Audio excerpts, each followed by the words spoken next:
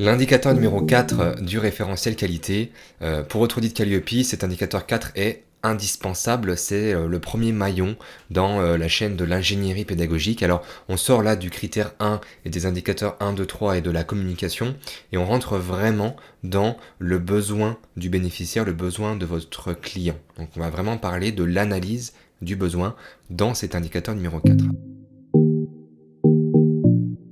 Premièrement, il faut savoir que cet indicateur est un indicateur commun, c'est-à-dire qu'il s'applique que ce soit pour la formation, le bilan de compétences, la VAE ou l'apprentissage.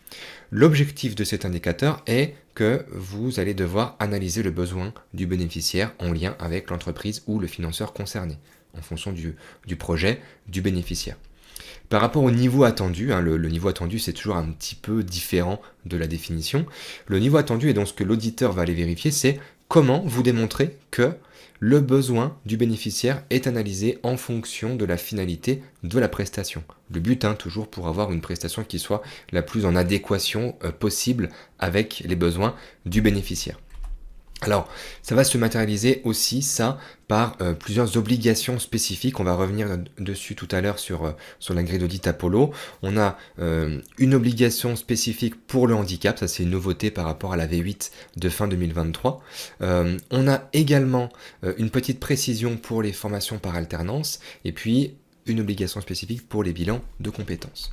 Autre chose également qui peut être très intéressant, c'est aussi en lien avec la version 9 et les obligations qui encadrent la sous-traitance, c'est que, et là c'est le petit nota bene qui est en bas à gauche, c'est que dans le cas où le prestataire n'est pas responsable de l'analyse du besoin du bénéficiaire, donc si par exemple vous êtes sous-traitant et que c'est le donneur d'ordre qui a lui-même analysé le besoin du bénéficiaire, dans ce cas-là, vous devrez démontrer que vous tenez en compte dans la conception et l'exécution de votre prestation, eh bien, l'analyse du besoin qui a été faite par le donneur d'ordre, ce qui est logique. Les exemples de preuves, je ne reviens pas là-dessus, bien sûr, vous avez la main et vous êtes libre de faire ce que vous souhaitez, je ne suis pas là pour donner de conseils par rapport à ce qu'il faut mettre ou pas dans votre préparation. Ce que je peux vous dire néanmoins, c'est que on est dans cet indicateur 4 face à ce qu'on appelle un indicateur critique, c'est-à-dire que même un non-respect partiel de cet indicateur va engendrer une non-conformité majeure. Donc du moment qu'il y a un défaut ponctuel dans cet indicateur, quelque chose qui apparaîtrait en partiel ou en non, et bien dans ce cas-là, il faut le traiter comme une NC majeure. Je reviens maintenant sur Apollo. Donc Apollo, formation et donc apprentissage, on va avoir différents points de conformité. Est-ce que donc le besoin est analysé en fonction de la finalité? Est-ce que le besoin est analysé en lien avec l'entreprise ou le financeur? Est-ce que l'analyse est prévue en amont du processus? Ça c'est important, même si l'analyse peut être complétée lors du début de la prestation, il faut bien quand même justifier que ce soit prévu en amont.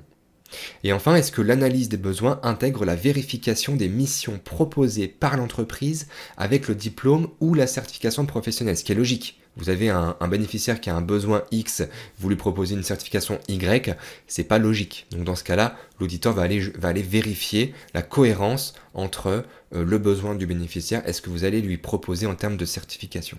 Donc ça c'est une nouveauté en lien avec la dernière version 8 et 9 des guides de lecture. Donc c'est important à bien prendre en compte pour les futurs audits. Et enfin, est-ce que les situations de handicap et les besoins en compensation sont pris en compte? Alors ça, bien sûr, si vous avez eu le cas. S'il n'y a pas eu le cas, cette ligne n'apparaîtra pas. Pour les bilans de compétences, même format, j'allais dire, si ce n'est qu'il y a bien une exigence spécifique de vérifier si l'outil utilisé dans le cadre de la phase préliminaire des bilans de compétences.